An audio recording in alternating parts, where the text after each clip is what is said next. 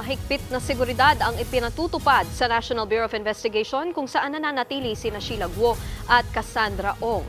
Posibleng sa Martes dalhin ang dalawa sa Senado at Kamara para sa pagdinig. Nasa frontline ng balitang yan si Elaine Fulgencio. Bantay sarado sa tanggapan ng National Bureau of Investigation sa Quezon City ang kapatid ni dismissed Bamban-Tarlac Mayor Alice Guo na si Sheila at business partner nitong si Cassandra Leong.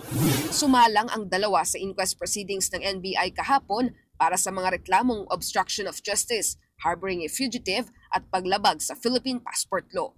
Mananatili sila sa kustudiyan ng NBI hanggang sa susunod na linggo. Pero nakikipag-ugnayan naman daw ang ahensya sa Kamara at Senado para sa nakatakdang pagdinig. Dito muna sila. Pagkatapos, I think sa Martes merong Senate hearing. Dadali namin sila doon.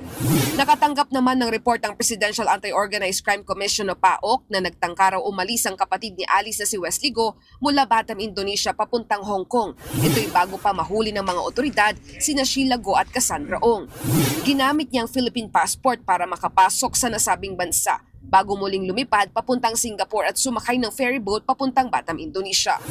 Sa ngayon, posibleng nasa Indonesia pa rin daw si Alice Guo. Naniniwalang PAOK na susubukan ng dating alkalde na makapasok sa mga bansang Cambodia, Laos at Myanmar. Indonesian authorities are confident that she's still secured within the Batam area.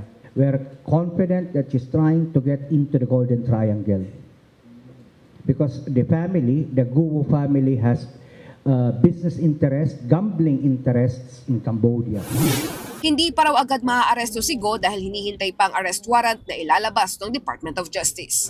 Samantala, iimbestigahan na rin ng mga kongresista ang mga ahensya na nagpalusot umano kay Alice Guo at mga kasama nito.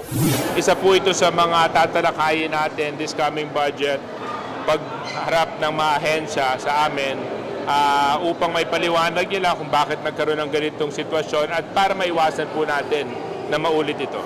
Bukod dyan, oras na rin daw na muling pag-aralan ng security measures at protocols na ipinatutupad ng pamahalaan sa border. Nagbabalita mula sa Frontline, Elaine Fulgencio, News 5. Mga kapatid, Nikki de Guzman po. Iba na ang may alam at may pakialam sa panahon ngayon. Para sa tuloy-tuloy na balitaan sa Frontline kahit weekend, mag-follow at mag-subscribe sa social media pages ng News 5.